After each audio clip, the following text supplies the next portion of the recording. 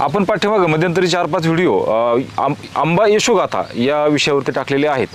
लागवड कशी करायची, काळजी काय घ्यायची, कलटाचा वापर कसा करायचा, लागवड कशी करायची आहे, असे बारीक सारीक मुद्दे भाऊंनी फार चांगल्या प्रकारे आपल्याला समजून सांगितलेले आहेत. भाऊंची ओळख करून द्यायचं ठरलं, कामाची ओळख करून द्यायची ठरलं तर जवळजवळ नाही म्हटलं तरी 32 वर्षापासून त्यांची नर्सरी केशर नर्सरी या नावाने तुम्हाला मॅपवर पण दिसेल आणि सगळ्याच सोशल मीडियावरती तुम्हाला केशर नर्सरी या नावाने दिसून येईल. यांचा मातृवृक्ष हा जो स्टॉक आहे हा स्वतःचा स्टॉक असून जवळपास 37 वर्ष, बरोबर ना, 37 वर्ष जुना हा मातृ स्टॉक त्यांचा आहे. आणि त्यांचा हा तुमची नर्सरी 32 वर्षापासून शासन मान्य नर्सरी 32 वर्षापासून आहे. अशा माध्यमातून ते शेतकऱ्यांसाठी काम करत असतात. त्यानंतर आपल्या एकंदरीत जे काही प्रश्न आले होते त्यामध्ये एक 5-6 प्रश्न थोडे होते की एका कोळीपासून म्हणजे बाटा, एक बाटा की 2 बाटा किंवा 3 बाटा, काही काही ठिकाणी म्हटले जाते की 2-3 कोळीपासून एक आंबा बांधायला पाहिजे, त्या पद्धतीनं करावं की साध्या याच्यापासून लागवड करावी, असे भरपूर प्रश्न होते. त्यानंतर उताराच्या हिशोबाने, लागवडीच्या हिशोबाने जे काही बरेच प्रश्न आपल्याला आलेले आहेत त्यांची माहिती आपण या व्हिडिओमध्ये घेणार आहोत. तर शेतकरी मित्रांनो, रामराम. माझं नाव दीपक आसाराम मुर्गे. आपलं पुन्हा स्वागत आपली शेती आपली प्रयोगशाळा यूट्यूब चॅनलमध्ये. भाऊंची आपण ओळख करून घेऊ. भाऊ नमस्कार. रामराम. आपलं नाव? विनय सुरेश वागदरे. सर्वप्रथम आपलं अभिनंदन. फार चांगली माहिती तुम्ही मागच्या जवळजवळ 4-5 व्हिडिओमध्ये शेतकऱ्यांना उपलब्ध करून दिली. तुमची सघन आंबा लागवड आणि दुसरी गोष्ट तुमची कल्टार वापरण्याची पद्धत फार शेतकऱ्यांना आवडलेली आहे. भाऊंचे लेख ॲग्रोवन पेपरला तुम्ही बऱ्याच वेळेस वाचलेही असतील. त्यांचे बऱ्याच कल्टारविषयी, सघन लागवडीविषयी भरपूर लेख सुद्धा आलेले आहेत. त्यांना पाठीमागं जर तुम्ही बघत असाल तर ही त्यांची नर्सरीमध्ये आपण उभा आहे. पाठीमागं अग्निहोत्र हे त्यांचं इथं मंदिर बांधलेलं आहे. फार एकदा निसर्गरम्य अशा वातावरणामध्ये त्यांची नर्सरी इथं आपल्याला दिसून येते. तर भाऊ, याच्या अगोदरच्या व्हिडिओमध्ये आपण लागवडीविषयी, त्याच्यानंतर कल्टारविषयी, सघन लागवडीविषयी यावर्षी बरेच काही चर्चा केलेली आहे. पण त्यामध्ये शेतकऱ्याचे बरेच प्रश्न होते. त्याच्यामध्ये आपण लागवड करत असताना सिंगल बाटा कलम लावावी की डबल बाटा कलम लावावी, त्यानंतर पर्णगुच्छ रोग आहे त्याचा उपाय आपल्याला काय करता येईल, त्यानंतर डिंक्या भिरूड यासारखे जे रोग आहे हे पण शेतकऱ्यांना बऱ्यापैकी त्रास देतात, असे सुद्धा कमेंट आपल्या व्हिडिओला होत्या. तर या सर्वांच्या बाबतीमध्ये आपण मार्गदर्शन करावे ही आपणास विनंती करतो. आपल्याला आत्तापर्यंत एवढा प्रतिसाद सगळ्या शेतकऱ्यांनी दिलेला आहे, त्यासाठी सगळ्यांचेच आभार. शासनाच्या स्तरावरती काही गव्हर्नमेंटच्या लेवलला सगळ्यांनाच मनापासून आभार देतो की सगळ्यांची साथ, साहेबांची साथ असल्यामुळे आणि बाकी सर्व आमच्या हितचिंतक सगळ्यांची साथ असल्यामुळे आम्ही 32 वर्ष पूर्ण ही नर्सरी पूर्ण करू शकलो आहोत. आणि 12 महिने आपण रोपं उन्हात वाढवतो. बरोबर. बॅक साईज मोठी असते. हो. शिवाय मल्चिंग पेपरवर आपण रोपं ठेवतो. तुम्ही मल्चिंग पेपरवर ठेवता. तुमची बॅक साईज किती किलोची असते? 6-9ची बॅक साईज आहे आपली. 6-9 साईजची घेताय. बरं. त्याच्यानंतर आणखी काय होतं की रोपं शेतकऱ्यांकडे गेलं टिकणं महत्वाचं असतं. बरोबर. आणि तुम्ही उन्हात वाढवताय? मी 12 महिने उन्हात असतो. उन्हात वाढवतो, शेडनेटमध्ये नाही. आमच्या दृष्टीने उंची किंवा त्याचं दिसणं महत्वाचं नाहीये. बरोबर. शेतकऱ्यांकडे गेलं तर ते पहिले टिकणं महत्वाचं, टिकलं पाहिजे. आणि अशा वातावरणात राहिल्यामुळे तिकडे गेल्यानंतर हेच वातावरण त्याला मिळणार आहे, त्यामुळे ते जळत नाही, त्यामुळे ते टिकतात रोपं चांगली वाढ. याची आपल्या कमेंटला जे आपण वाचलं ना तर त्याची प्रचिती तुमच्या कामाची नक्कीच येते शेतकऱ्यांना.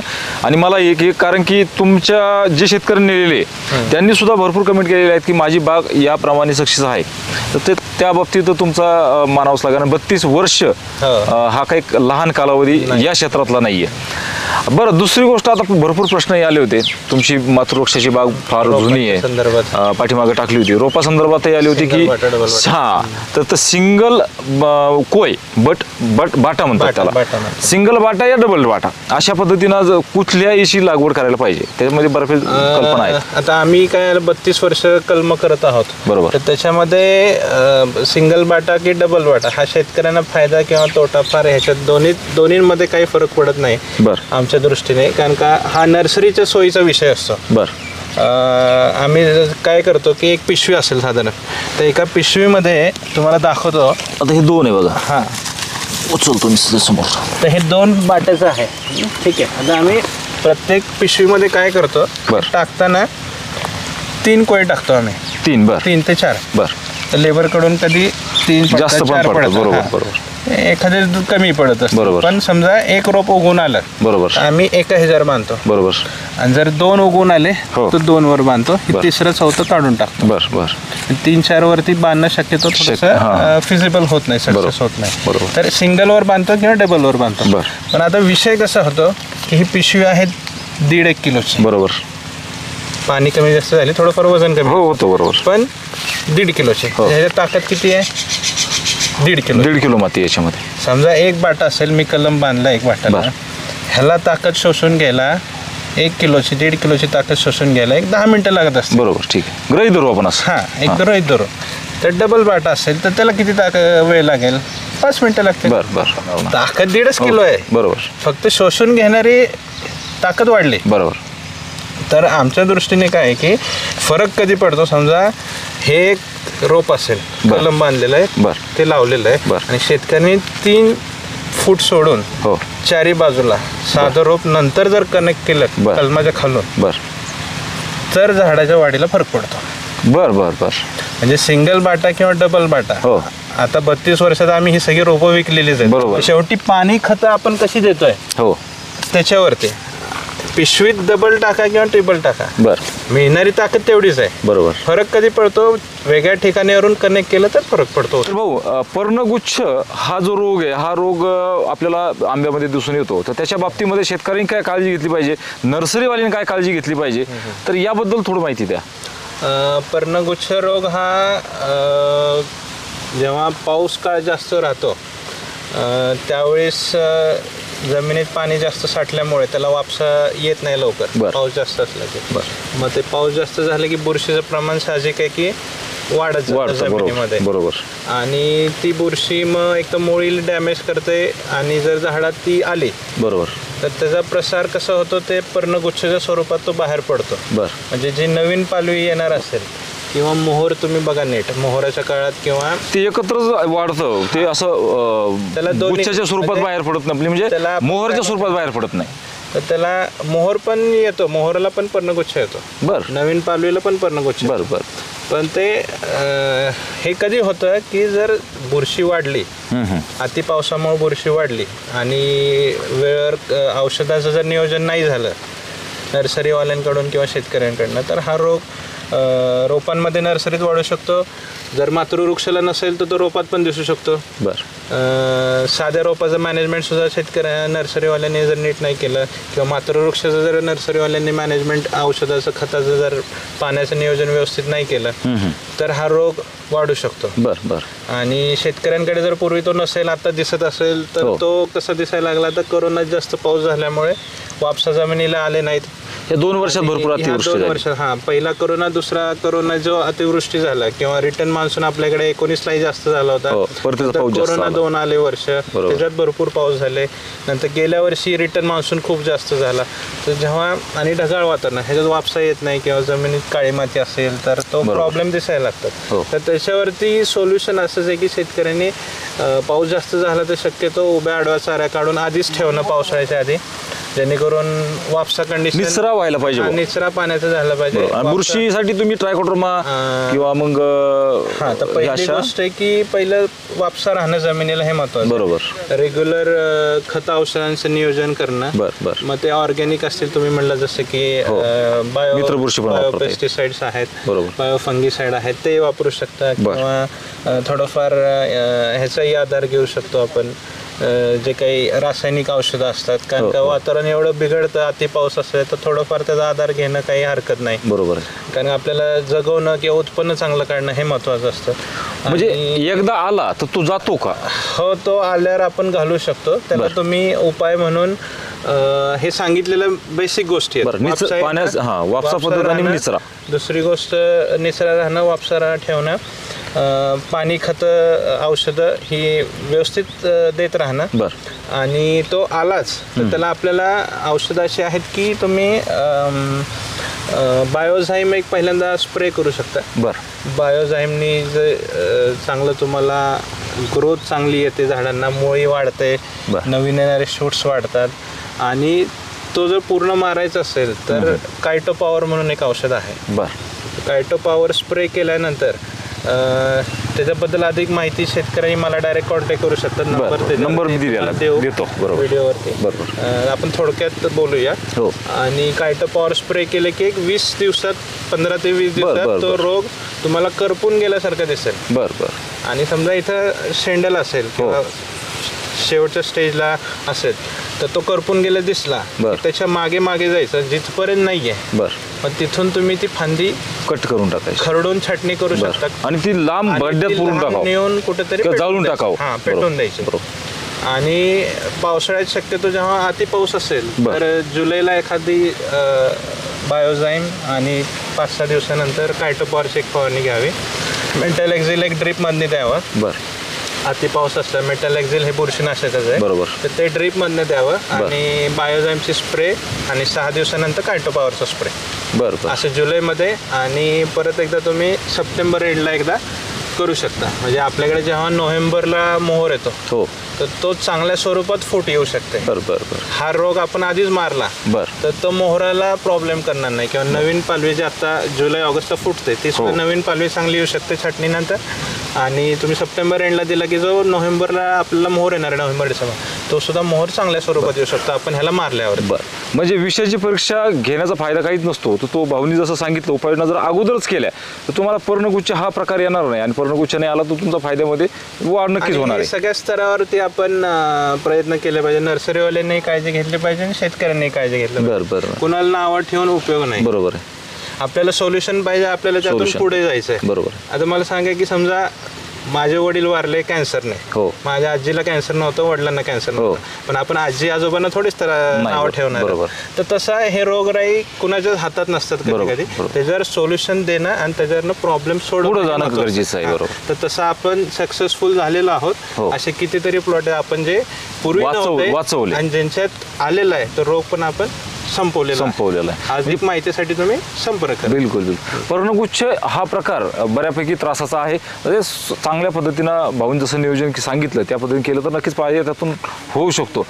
कमेंटमध्ये अजून असे काही प्रश्न होते की आपल्या भागामध्ये भाऊ एक मला सुचलं की आपण पर्णगुच्छाच्या बाबतीत जसं सांगितलं पावसाचा विषय आहे आणि बुरशीचा विषय.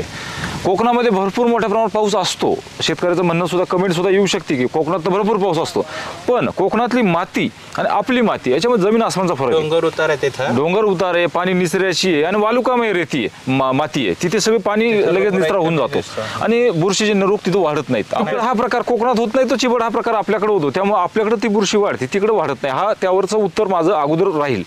तर भाऊ आणखी काही प्रश्न कमेंट जे होते त्यातली एक कमेंट बऱ्याचपैकी विचारण्यात आली होती की आपल्या भागामध्ये आम्ही बऱ्याच जाती आहे, भरपूर जाती, काही काही जाती तर आता फेसबुकच्या याच्या माध्यमातून पाहतो आपण, तर काहीचे काही पण त्याचं वैशिष्ट्य सांगितले जातात.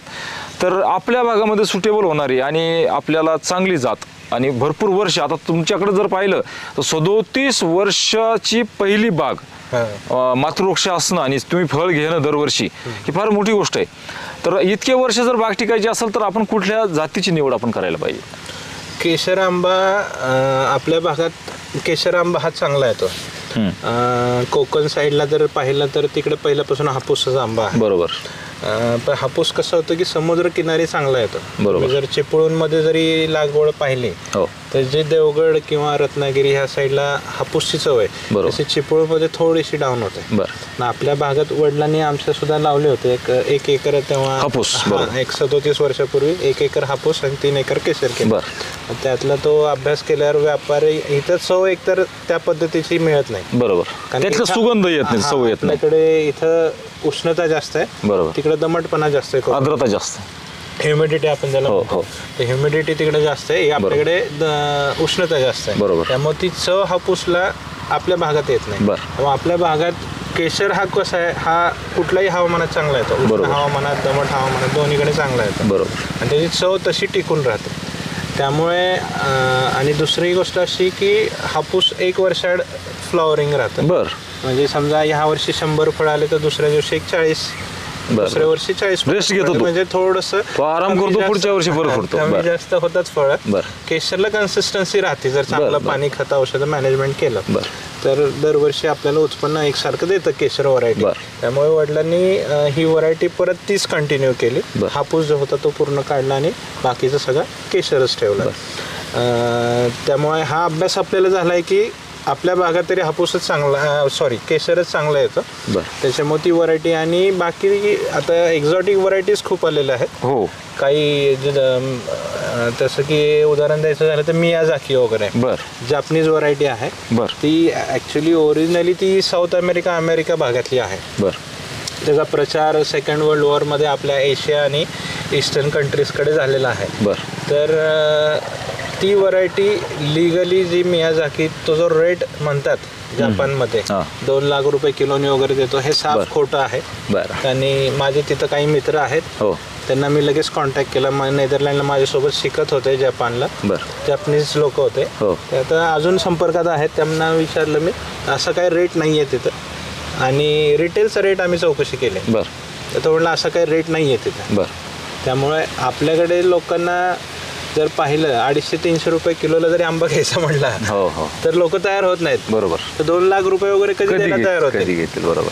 पण दुसरी गोष्ट जो आणलाच आपण आणि तो आणूच शकत नाही. कारण का मी जापनीज एम्बसी जे मुंबई कॉन्सुलेट ऑफिस आहे त्यांना कॉन्टॅक्ट केला. माझे मित्र जे आहेत त्यांनाही कॉन्टॅक्ट केला. तिथले नर्सरी थ्रू एक्सपोर्ट आपल्याला इकडं इम्पोर्ट करता येईल का, जपानमधून एक्सपोर्ट केलं तर इकडे लिगली येईल का, लिगली हे शक्य नाही. बरोबर. हां.